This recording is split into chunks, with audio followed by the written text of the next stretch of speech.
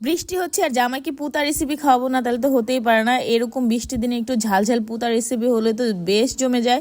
তো প্রথমে আমি পাটার মধ্যে একটা বোম্বাই মরিচ নিয়ে নিয়েছি। বোম্বাই মরিচটা বেশি একটা ঝাল না, কিন্তু বোম্বাই মরিচটা আমি ইউজ করেছি স্মেলের জন্য। এরপর আমি দুটো গোটা মশলা নিয়ে নিয়েছি, মানে এখানে দুটো এলাচ নিয়ে নিয়েছি, অল্প একটু দারচিনি আর সাথে কয়েকটা আর কি গোলমরিচ উঠে গিয়েছিল।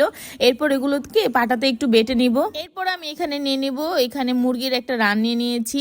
আর এই মুরগির রানটা আমি অনেকদিন আগে মুরগির মাংস এনেছিল, এই পিসটা আমি আলাদা করে রেখে দিয়েছিলাম যে আমার জামাইকে আমি এরকম একটা পুতা রেসিপি করে খাওয়াবো একদিন। তো সময় করে উঠছিল না, তো বৃষ্টি যেহেতু হচ্ছে এরকম ঝাল ঝাল একটা পুতা রেসিপি হলে তো বেশ জমে যায়। এরপর আমি মুরগির মাংসটা নিয়ে একটু পুতাটা দিয়ে ভালো করে ছেঁচে নিয়েছিলাম, কারণ এই মাংসটা যত বেশি ছেঁচানো হবে মশলাটা তত বেশি ভিতরে যাবে আর খেতেও বেশ ভালো লাগবে। এরপরে যে আমি পাটার মধ্যে বোম্বাই মরিচ আর গোটা মশলাটা বেটে নিয়েছিলাম, এটা মাংসের মধ্যে মিশিয়ে নিচ্ছিলাম। এরপর এখানে আমি দিয়ে দেবো সয়া সস, হাফ টেবিল চামচ পরিমাণের গুঁড়া মরিচের গুঁড়া, অল্প একটু পরিমাণের হচ্ছে হলুদের গুঁড়া জাস্ট কালারের জন্য, আর এখানে দিয়ে দেবো হচ্ছে হাফ টেবিল চামচ পরিমাণের ধনিয়ার গুঁড়া, আর এখানে আমি ব্যবহার করবো আদা রসুন বাটা দিয়ে হচ্ছে আমি এটাকে ভালো করে একটু হচ্ছে মেখে নিব মাংসের সাথে মশলাটা, যাতে ভালো করে সবকিছু একসাথে মিক্স হয়ে যায়। তো আমি হাতের মাধ্যমে ভালো করে একটু মিক্স করে নিচ্ছিলাম।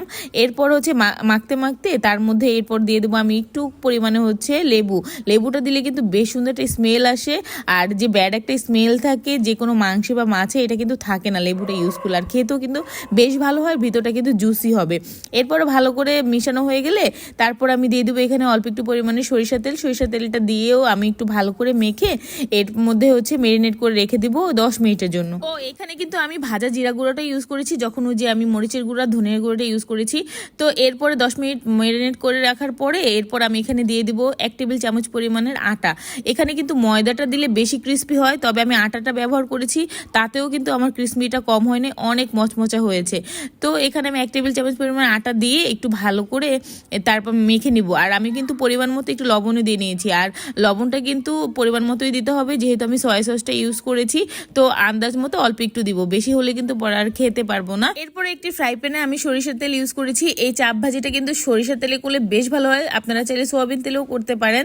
এরপরে হচ্ছে মানে সরিষার তেলটা একটু গরম হয়ে আসলে আমি চাপটা দিয়ে দিব, আর চাপটা দিয়ে যখন এক পিঠ আমার 10 মিনিটের মতো একটু হয়ে যাবে, একদম কিন্তু লো হিটে এটাকে ফ্রাই করতে হবে। এরপর আমি উল্টে দিব। দেখেন যখন আমি এপিট ওপিট করে একটু ভেজে নিয়েছিলাম হালকা করে আরও 10-15 মিনিট, একদম সুন্দর একটা ক্রিস্পি এত সুন্দর একটা স্মেল আসছিল বলে বোঝানো যাবে না। দেখেন এই পর্যায়ে অনেক মচমচে আর কুরকুরে হয়েছিল। দেখেন তো কালারটা জাস্ট অসাধারণ না? আমাদের কি দরকার কষ্ট করে বাইরে এরকম চিকেন চাপ বা বটি কাবাব খাওয়ার, ঘরে যদি এত সুন্দর করে রান্না করা যায়। আমি এখানে চিলি সসটা নিয়ে নিয়েছি, চিলি সসের সাথে কিন্তু এই কাবাবটা বেশ ভালো লাগে। তো আজকে রেসিপিটা যদি ভালো লাগে লাইক কমেন্ট এন্ড শেয়ার করে দেবেন ফ্রেন্ড এন্ড ফ্যামিলির মাঝে, আর আমার পেজটিকে ফলো করে রাখবেন। সবাই ভালো থাকবেন, আল্লাহ হাফেজ।